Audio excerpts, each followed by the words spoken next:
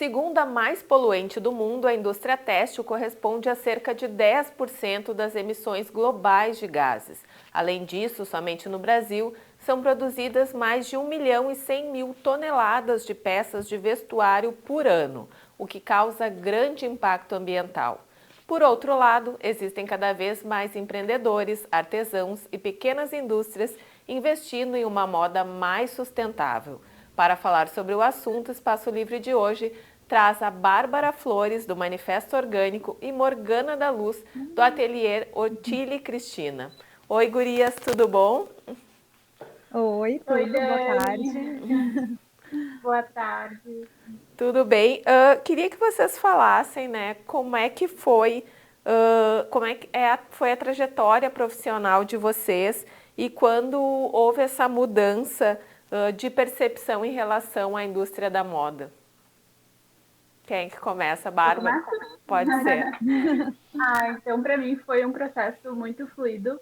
É, eu trabalhava já com a moda tradicional, mas aqui no sul, no polo calçadista, e parou de fazer sentido, assim, trabalhar apenas com moda efêmera para mim, e eu comecei a buscar algo que fizesse mais sentido comigo, né? Que ressoasse mais com as minhas crenças. E também, quando eu comecei a perceber, quando eu comecei a me questionar com relação a para onde ia toda essa moda que a gente consumia como um fast fashion, como um fast food, né? E eu comecei a perceber também que dentro do meu armário eu estava acumulando peças que eu só utilizava uma, duas vezes e aquilo não fazia mais sentido para mim, entender que o produto ele não tinha só uma função, mas ele estava cumprindo um papel estético. E aí aquilo começou a me incomodar muito, muito intensamente. E eu comecei a voltar para a minha formação, que a minha formação é moda, né? Eu fui moda na Fevale em 2010 e eu achei bacana retornar à minha essência. E aí eu comecei a investigar o que já havia de moda sustentável, né, aqui na região e o que eu poderia fazer. E aí, na época, fazia muito sentido começar com algo muito mais radical, que seria investigar o que existe de tecido certificado orgânico. E até hoje, né, estou aí desvendando e entendendo como que se faz moda sustentável se sustentar. Mas foi um despertar muito automático. Eu acho que todo mundo está passando por esse processo e faz muito parte da minha verdade, assim, sabe, da minha busca, sabe, Dani? Uhum. Morgana, tu produz bolsas e acessórios. Como é Uhum. que foi essa tua entrada, com o teu ateliê e com esse trabalho? Bom, primeiro, é um grande prazer estar com a Bárbara. Eu não conhecia ela, conheço o Manifesto Orgânico, mas não conhecia o trabalho, não conhecia ela como pessoa, conheço o trabalho. E, bom, enfim, eu acho que fiz o caminho inverso. Eu costuro desde pequena, desde os 5 anos. Eu costurava as minhas roupinhas de boneca, fazia artesanato. A minha mãe e minha irmã faziam, né? Então eu cresci nesse meio e eu fiz artes visuais. Nada, eu não tinha nem interesse na moda, na verdade. Eu há pouco tempo olhei para o meu trabalho e consegui enxergar alguma relação com a moda. Né? Não, isso não é algo de tempo, é muito recente, né? E todas as pesquisas que eu faço na área da moda sustentável, da sustentabilidade, também são muito recentes. Eu fiz uma pós-graduação em gestão ambiental e consumo sustentável, que me deu um norte, né? Mas ela foi muito rasa, então todos os meus estudos, praticamente todos, é muito por minha conta, assim, né? Faz 4 anos que a gente reposicionou a marca. Eu fazia outros produtos antes, eu não fazia bolsa, nem mochilas, nem acessórios. Fazia bem produtos artesanais mesmo, para decoração de casa. E eu já recebi alguns materiais aqui no ateliê, principalmente mostruários de representantes locais, de representantes de tecidos mesmo, bem da indústria calçadista, né? E esses tecidos, eles ficavam parados, essas amostras, né? Porque eu não tinha uma máquina para costurar esses materiais. Então, eu, vez ou outra, utilizava em algum produto, mas eu ia acumulando uma coisa, né, nada sustentável, o acúmulo de materiais aqui, né? E aí, com o tempo, a gente foi mudando a marca. Em 2017, eu reposicionei, eu aluguei um espaço maior também para o ateliê, para ter esse espaço para estoque mesmo. Apesar de hoje a gente não ter estoque, eu entendo que acumular material não é sustentável, né? Então, todo material que entra aqui, eu já direciono ele para o uso, ou eu passo ele adiante. E bom, eu enxergo hoje a moda sustentável não só nessa questão de utilizar materiais que já existem, né? E, na minha opinião, o tecido mais sustentável é aquele que já está aí. São as roupas, são os tecidos que a indústria gera como resíduo, mas que para nós é matéria-prima, né? Mas também essa questão social, como tu comentou, para mim é muito importante vincular de alguma forma, apesar de acreditar, de entender que o ambiental ele está ligado no social, né? Uma coisa liga na outra, não tem como separar. Mas o ateliê hoje faz toda essa questão social também. Dentro do ateliê acontece um projeto social, Nós de Amor, e a gente também doa uma parte do valor das vendas. Vez ou outra a gente lança alguma ação. Esse mês agora a gente está com 2 ações também para incentivar a doação de sangue, arrecadação de alimentos. Enfim, eu enxergo a moda sustentável dessa forma, né? Porque é isso, a sustentabilidade é esse equilíbrio, né, dos 3 pilares, o sustentável, o ambiental, o social e também o econômico, porque esse é o meu trabalho, né? Ele precisa também me manter de alguma forma. Uhum. Bárbara, como é que é a busca de vocês por matéria-prima, né? Vocês trabalham com algodão orgânico. Quando é que vocês chegaram nesse estalo, assim, é essa a nossa matéria-prima e como é que foi a busca desses produtores? Então, na época, eu busquei em alguns fornecedores qual era a cartela de tecidos mais sustentáveis. E pelo meu entendimento, o que existia de mais sustentável quando você vai criar um produto novo é aquele que pensa em todo o processo. Então, eu já tinha uma leve noção disso, e agora, com certeza, entendendo mais o processo, faz muito sentido. Porque você entende que quando você está investido num solo orgânico, você, além de não estar colocando agrotóxico no solo e está dando uma vida longa, né, mais nutritiva ao solo, e também a toda a cadeia envolvida, que são os agricultores, que a gente não para pensar, mas tem gente que planta, né, o algodão e que está todo dia manuseando, então essas pessoas não vão adoecer por estar trabalhando com esse tipo de cultivo.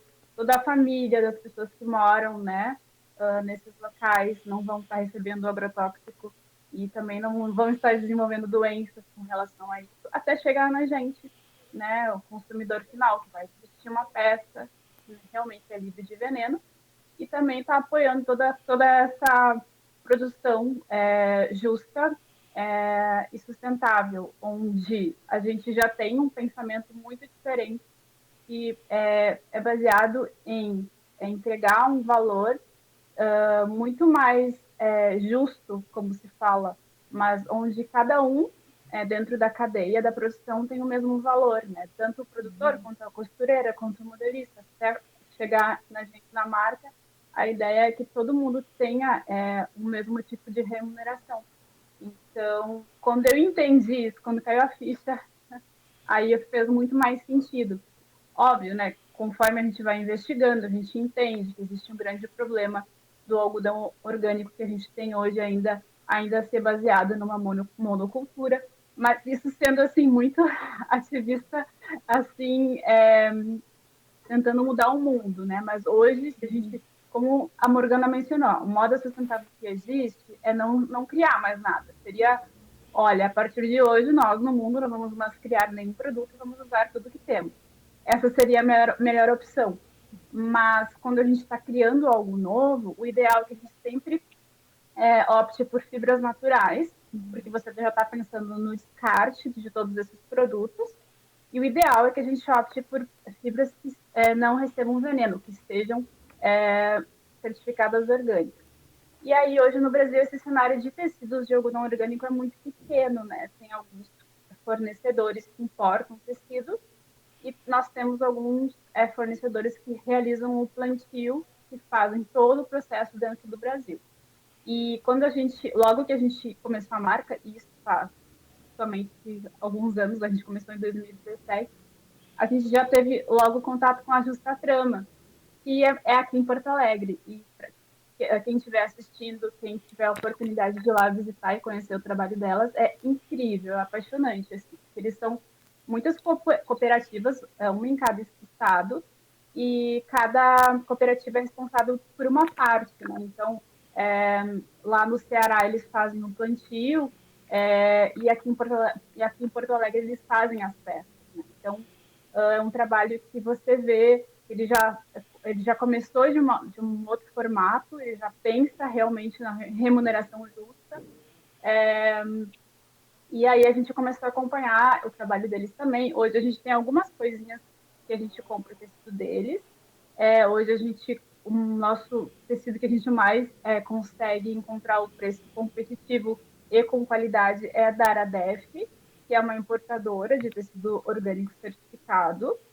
E a gente está em contato com alguns outros fornecedores, sempre que possível, a gente está sempre de olho. Agora a gente está em contato com o pessoal de Minas, fazem um plantio lá, então a gente está tentando entender como que funciona. E um dos grandes assim, desafios é a questão do preço, né? A gente já está aí há 4 anos nesse mercado tentando entender e tentando também transmitir e explicar para as pessoas, para os nossos consumidores, o que eles estão consumindo, o porquê do nosso preço. E toda vez que a gente abraça uma causa que vai realmente fazer o plantio do cultivo do algodão orgânico aqui no Brasil, o preço ele acaba se elevando. Então, eu tenho que entender tudo isso para conseguir passar toda essa informação para que o meu consumidor também entenda, né, o porquê do preço, o que está envolvido em toda essa cadeia. Não sei se respondi a tua pergunta. Com certeza. É uma outra lógica, diferente do fast fashion e dos produtos que são muito baratos. A gente sabe que alguém lá na ponta não está recebendo o suficiente para produzir essas peças. Morgana, pedi para que tu fales um pouco da tua inspiração e também, para quem não sabe, do nome do teu ateliê, que é uma história bem bonita, e dessa outra lógica do trabalho de vocês, que é não de somar, né, e não de uma competitividade agressiva como a gente vê nas marcas mais comerciais, assim. Sim. Bom, Otília e Cristina são os nomes das minhas avós. Essa ideia surgiu em 2009, bem quando o ateliê surgiu, há quase 12 anos. A ideia inicial, né, não era moda sustentável, como eu comentei, não era reaproveitamento, nem nada do que eu faço hoje, mas sim enaltecer a minha ancestralidade de alguma forma. E o fazer artesanal, a costura, para mim é uma forma desse enaltecimento, né? E eu não conhecia as minhas avós, e eu sempre tive essa curiosidade de saber como elas eram, como eu vou ficar, né? Então, quem eram essas mulheres que me fizeram, que fizeram o que eu sou hoje? E quando eu construí a marca Otília e Cristina em 2017, que a gente reposicionou, enfim, a gente resolveu utilizar toda essa minha árvore genealógica, né, toda a minha ancestralidade feminina, trazer isso para as peças. Então, cada modelo leva um nome de uma ancestral minha, enfim, de uma mulher que fez parte da minha história de alguma forma. Então, antes de ser sustentável, eu trazia muito disso, assim, né? E era meio que inconsciente, eu não tinha essa percepção. Quando a gente parou, sentou e foi escrever a história da marca há pouco tempo, que eu me dei conta disso. E aqui no ateliê tudo é feito, quando eu falo nós, na verdade sou eu, né? Minha mãe me ajuda bastante. Vez ou outra ela está por aqui cortando alguma peça, me auxiliando, mas é praticamente eu sozinha aqui no ateliê. Então, o processo ele é todo artesanal, não tem porque, né, eu nem consigo, eu não tenho braço suficiente para fazer várias peças. Então, é uma peça, né, de forma bem artesanal, bem slow, e que vai né, contra o que tu comentou, né, Dani, que é o fast fashion. Então, eu gosto de deixar bem claro sempre a questão do que as pessoas estão pagando quando compram um produto nosso. Né? Trazer essa questão da transparência, assim, porque muitas vezes tu vai comprar um produto, tu não tem noção como aquele produto foi feito, se tu vai numa loja de fast fashion, né? Quem fez, onde foi feito, com que material foi feito, né? Quanto aquela pessoa ganhou, a última, né, lá da ponta. Então, o nosso preço, o nosso valor está sempre à mostra, mas o nosso preço também ele não é um preço alto. E por enquanto sou eu aqui no ateliê, né? No início, antes da pandemia, no início de 2020, eu comecei um processo de terceirização de algumas etapas, só que aí a pandemia ela não permitiu que eu continuasse, né? Não fazia muito sentido, assim, mas a gente com o tempo espera poder aumentar mais a produção, mas aumentar, na verdade, na questão de possibilitar que outras mulheres estejam com a gente aqui, né? Possibilitando uma renda para elas também. Uhum. Não sei se eu respondi, às vezes eu vou muito longe. Sim, sobre a fast fashion, né, grandes marcas e até algumas marcas luxuosas já foram denunciadas diversas vezes por utilização de mão de obra escravizada. E a partir disso também surgiu um movimento que se chama Fashion Revolution, que eu vi que vocês fazem parte também. E qual a importância da gente se perguntar quem é que faz as minhas roupas e os meus acessórios, né? De o consumidor ter essa consciência. E de se debater isso também, né? Antes eu ia comentar quando você falou, e eu realmente também queria muito te conhecer, porque é muito interessante. Eu sempre via que você era de Novo Hamburgo, mas não fazia ideia, e é uma honra também estar aqui contigo hoje. E até é curioso você perguntar isso, Dani, porque a gente acabou nascendo dentro de um Fashion Revolution. E eu acho que o manifesto, até na época que a gente se conheceu, Dani, num trabalho de empreendedorismo, eu acho que eu nem existia o manifesto, porque eu tinha muito forte dentro de mim, eu queria empreender algo alinhado ao meu propósito. E isso, sobre saber a origem das peças, eu acho que tem muito a ver com isso. Primeiro, quando você sabe quem fez as tuas peças, tu sabe que a marca que você tá consumindo, que você está seguindo, coloca lá no material, pode ser no Instagram, nas redes, a foto da pessoa, da costureira, da modelista, quem são essas pessoas, você, em primeiro lugar, lembra que são pessoas que fazem os nossos produtos. Você lembra, né, que você humaniza isso. E isso também faz com que a gente valorize, né, todo o trabalho envolvido na cadeia. E aí, quando a gente pressiona as grandes marcas a mostrarem quem são essas pessoas, a gente, na verdade, está dizendo: eu vou investir meu dinheiro em você se você me mostrar que você está fazendo algumas mudanças. Então, é um processo muito bonito, né? O Fashion Revolution, ele, a cada ano, ele vem, ele cresce de uma forma, né? Ele vai se fortalecendo e vai tornando também mais claro para a gente que é uma revolução realmente que tem que acontecer em grande massa, para que os grandes possam investir em matéria-prima sustentável, em informação sobre moda sustentável, para que nós pequenos também a gente consiga se manter, né, se sustentar e crescer também. Então, como a Morgana levantou a bandeira antes também, não faz muito sentido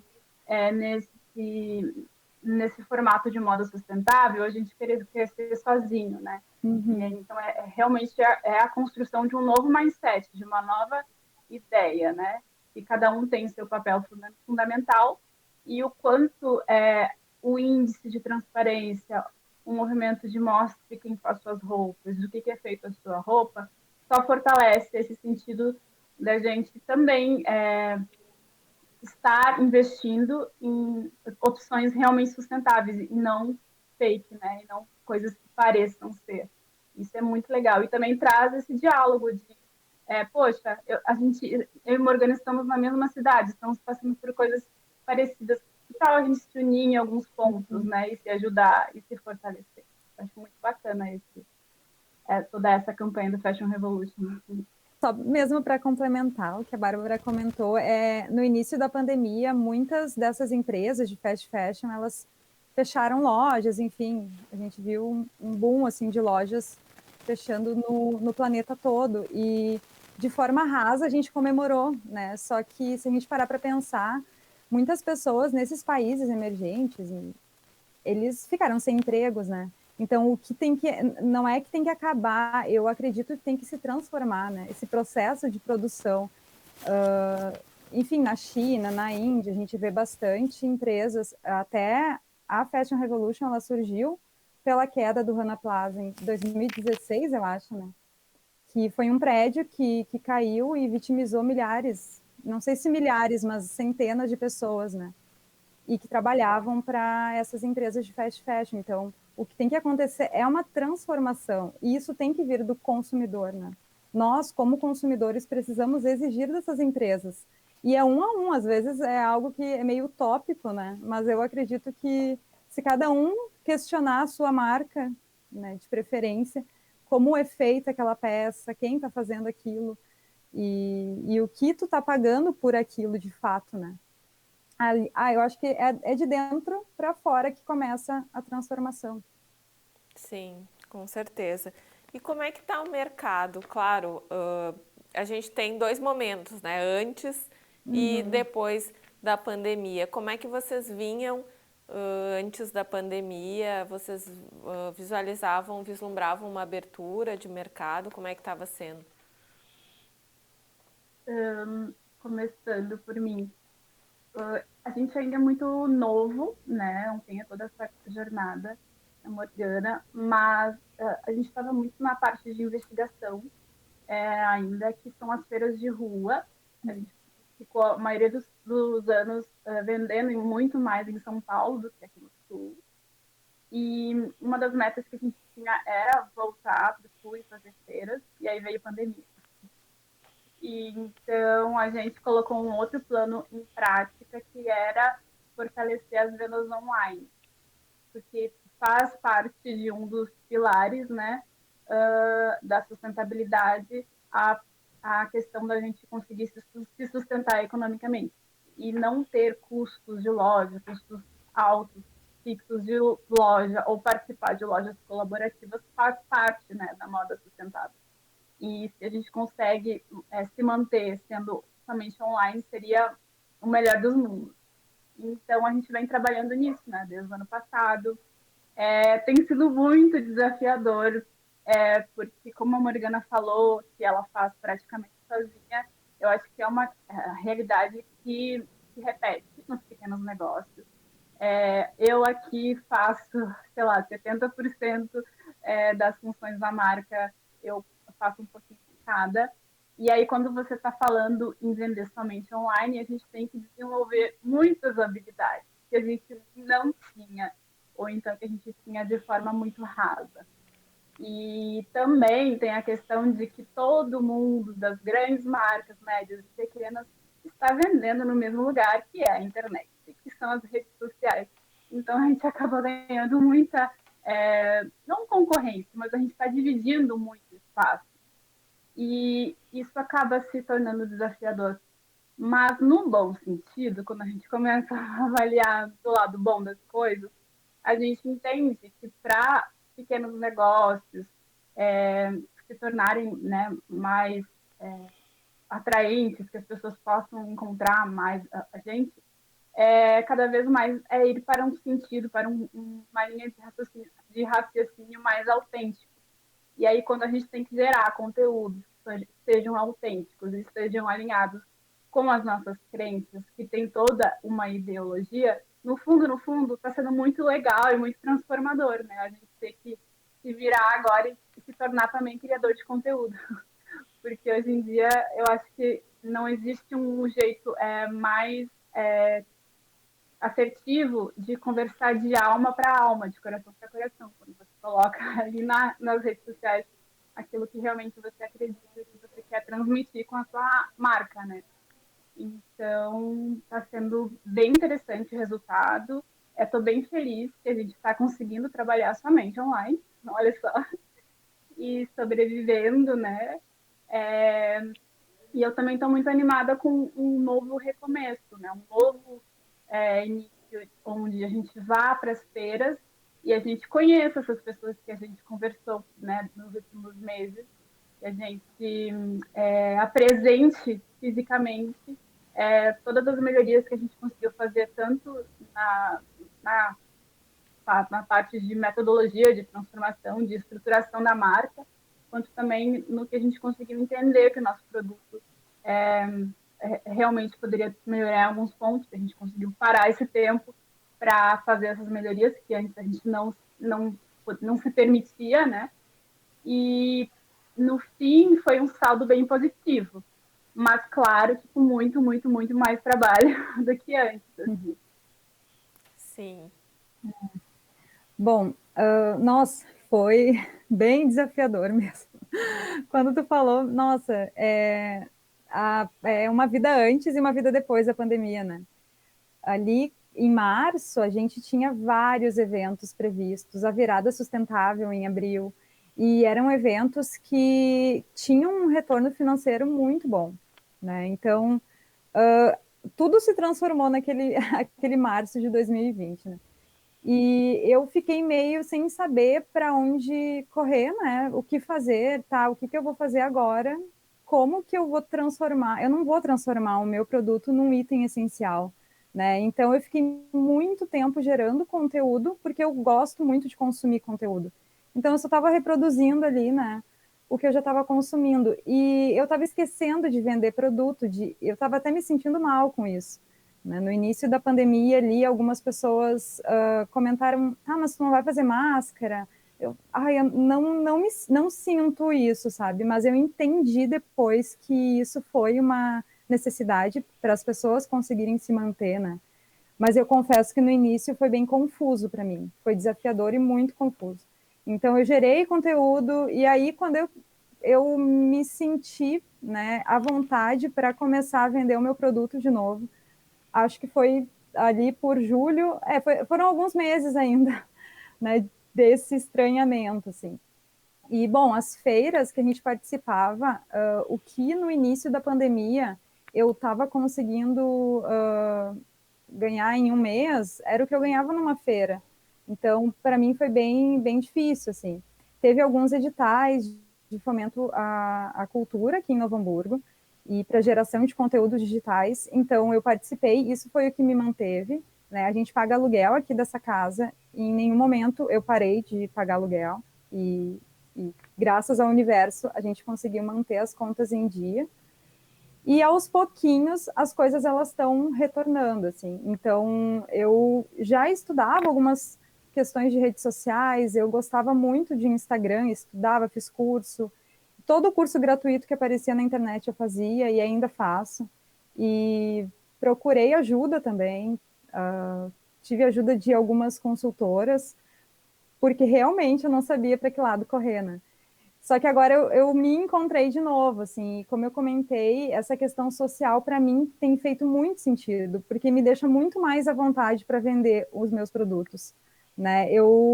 Claro, eu entendo que o impacto ambiental ele é muito forte, né? Ele é muito importante, mas para mim precisava ter mais esse braço social. Então, hoje eu sinto que a gente está realmente saindo, né, disso tudo. Espero que em breve a gente possa voltar para as feiras.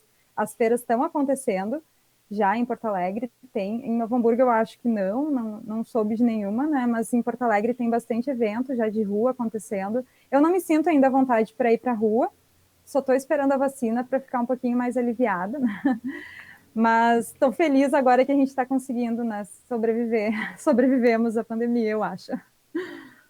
Gurias, vocês acham que vai ter um boom assim de eventos, de necessidade das pessoas de Pode irem para a ser. rua, de buscar? Não, eu não gosto do termo novo normal, né? Porque não, É. a gente não nunca mais vai ser aquele normal, né? A gente sofreu um impacto muito grande com tudo que aconteceu.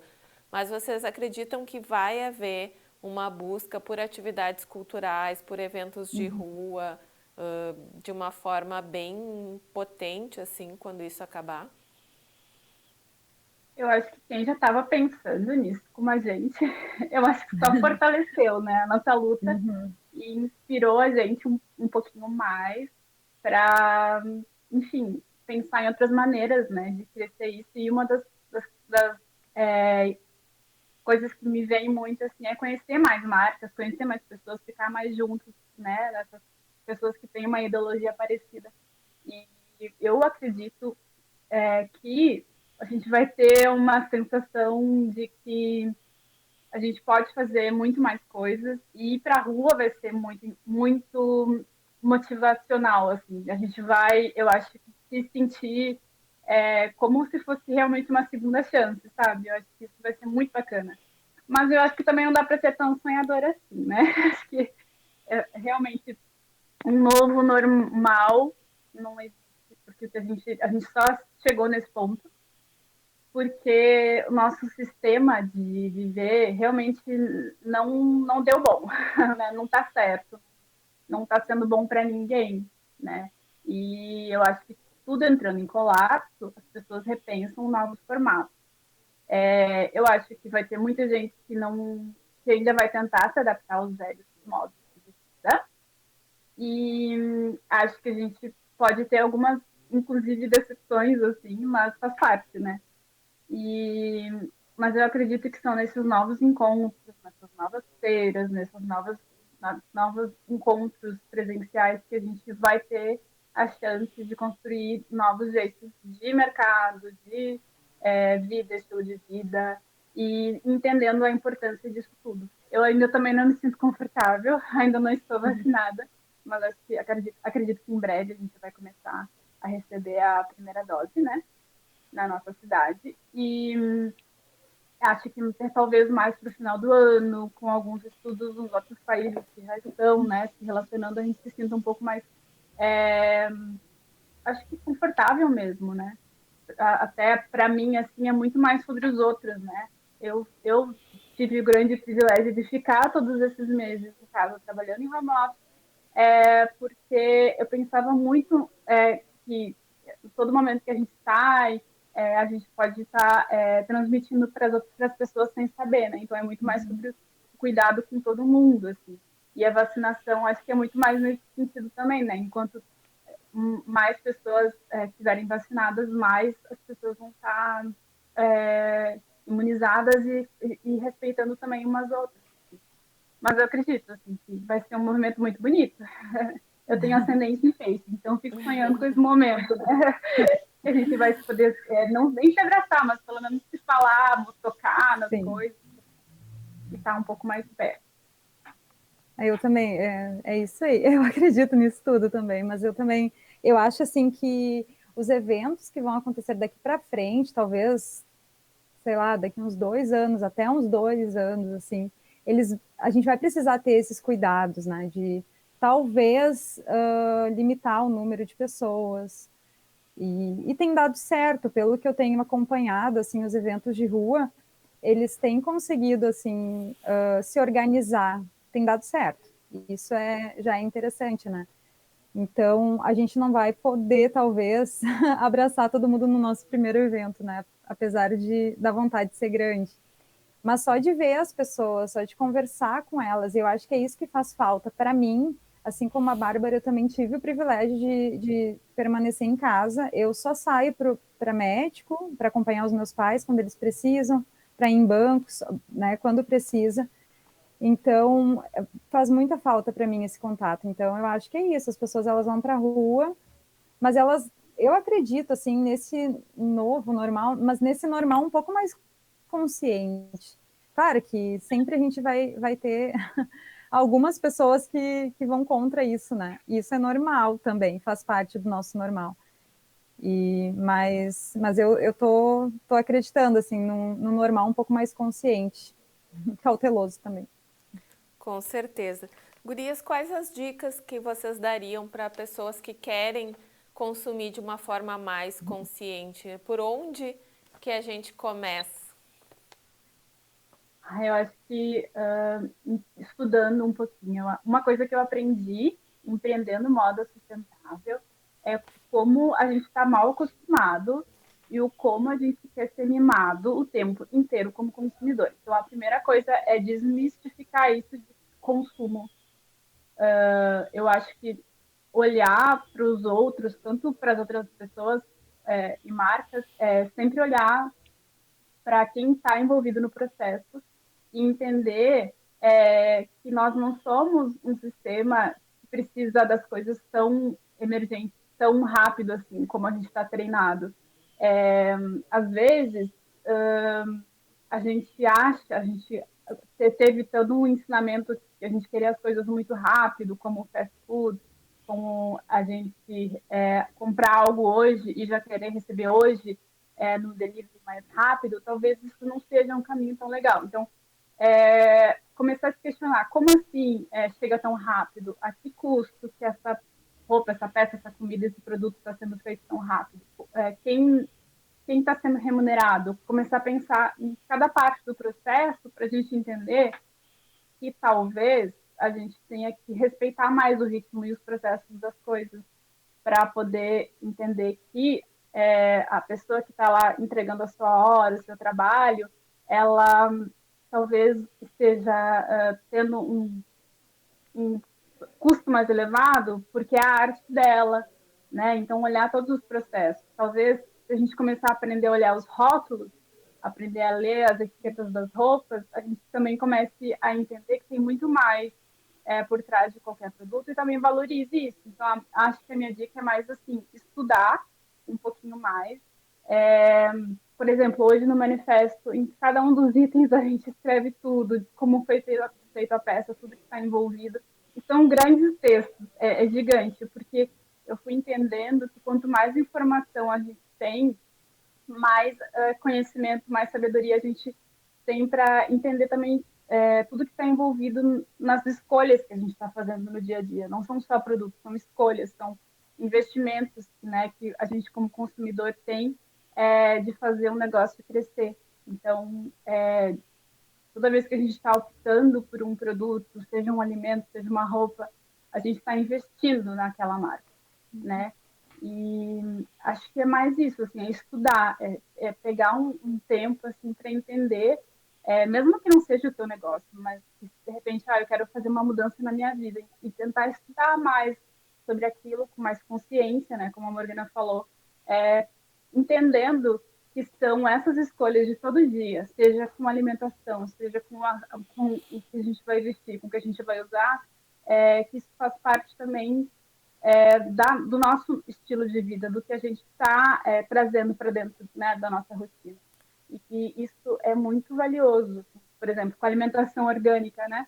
Quando a gente para pensar que não é simplesmente uma verdura, um alimento que eu poderia estar pagando muito barato numa feira comum e entendendo que o orgânico ele é mais caro sim, mas aí eu vou estar evitando doenças, eu vou ter mais qualidade de vida, eu vou pensar melhor, eu vou viver melhor, eu vou dormir melhor, porque minha alimentação ela está sendo muito mais nutritiva, no fim das contas, o barato sai muito mais caro, né? Então, é mais nesse sentido mesmo, de trazer essa responsabilidade para a sua vida, né?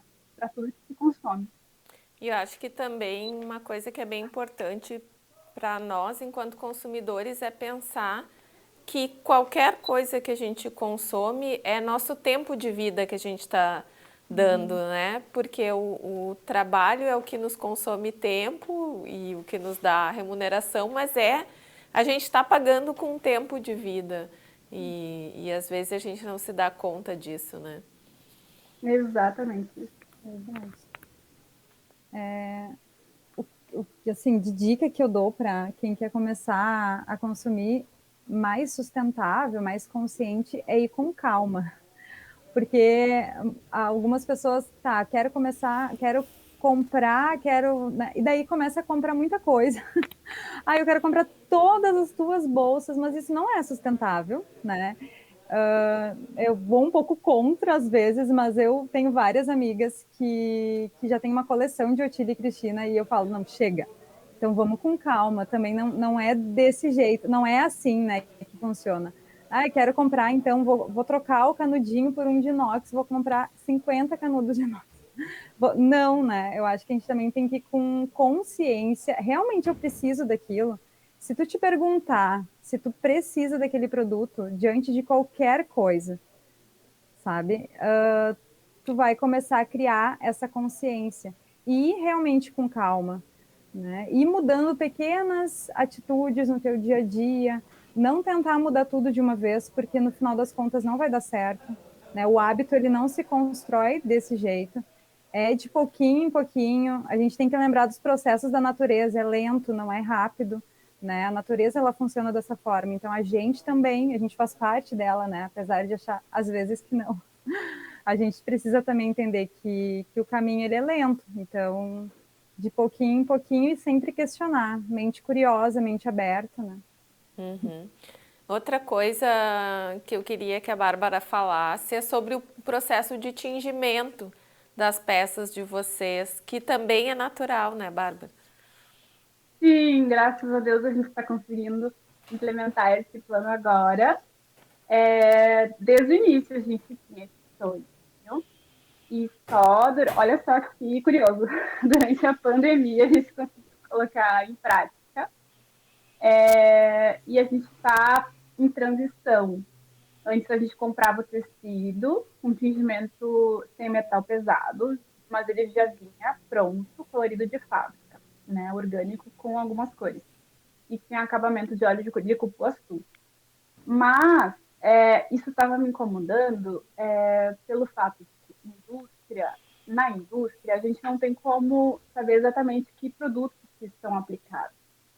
Então, quando a gente assume que vai trabalhar apenas com tingimento natural, a gente recebe o algodão orgânico cru, sem tingimento, e todos os processos de cor, a gente chega com misturas de elementos naturais, que são geralmente plantas, raízes e cascas.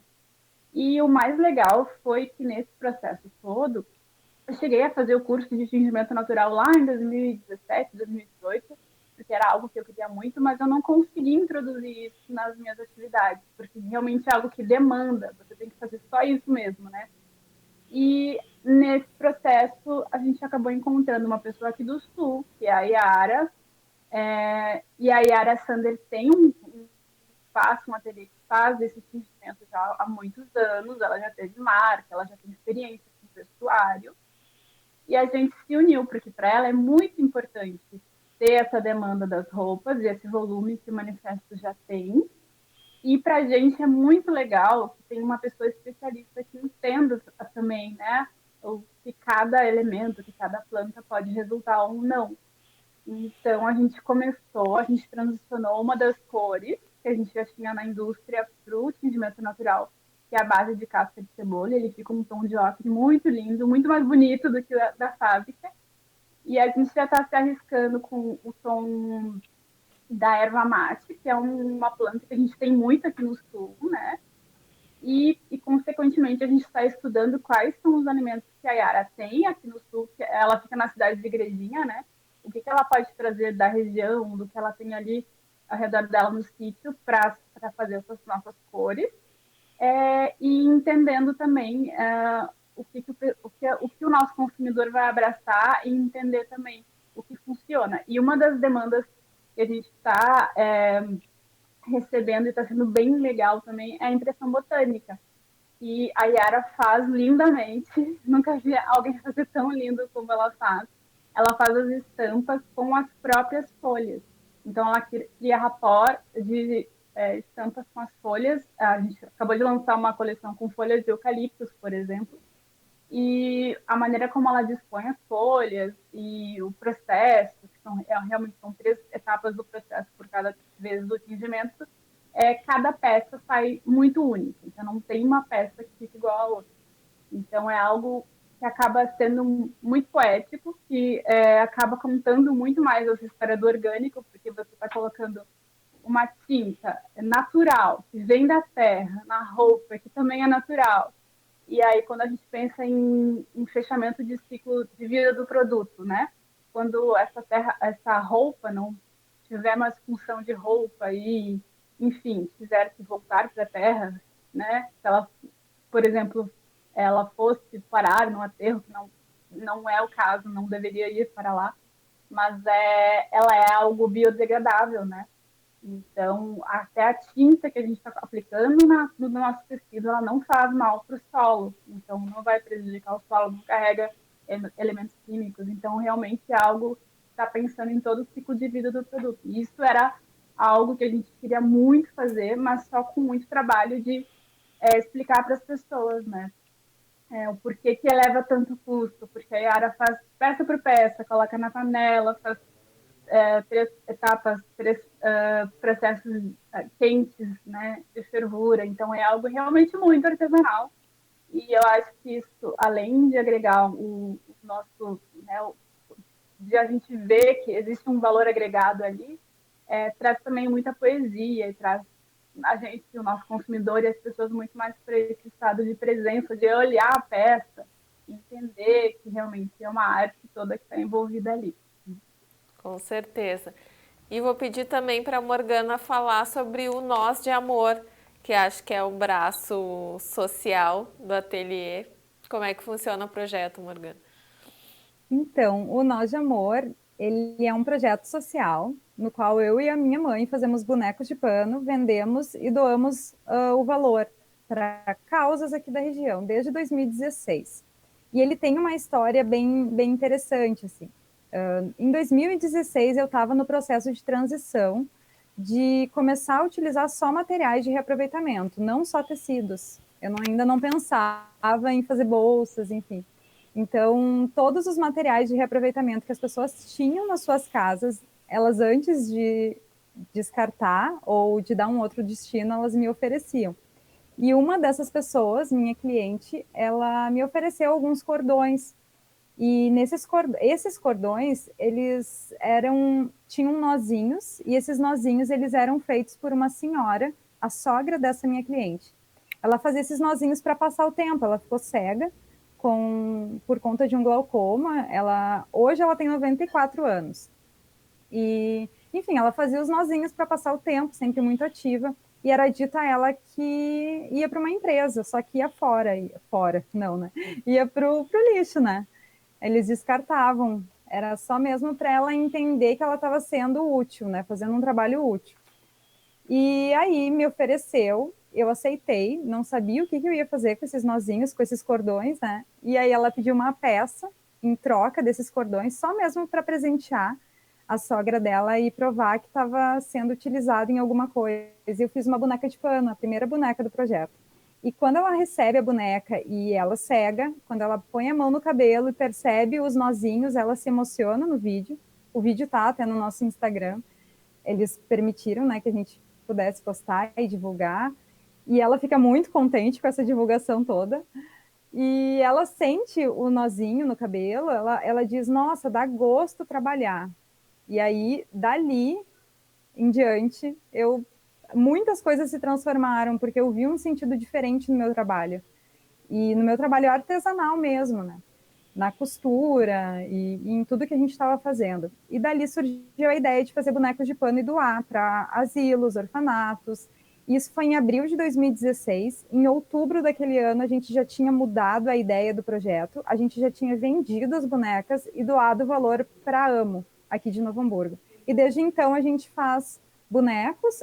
Eu inventei até um produto menor ali, um chaveirinho para poder levar para a feira, né? Então, a gente tem essas duas opções dentro do projeto.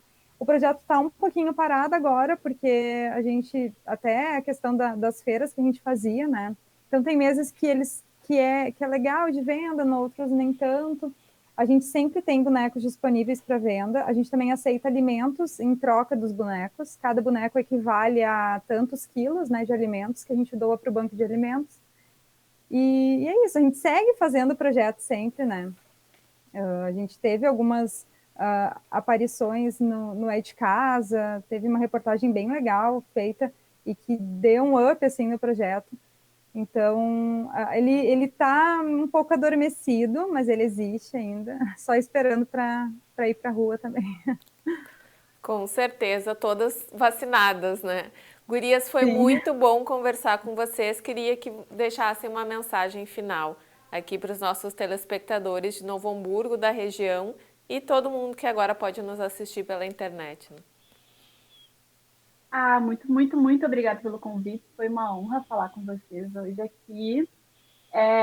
Queria deixar uma mensagem inspiradora, né? Que a gente sim tem um poder enorme de mudança, sabe?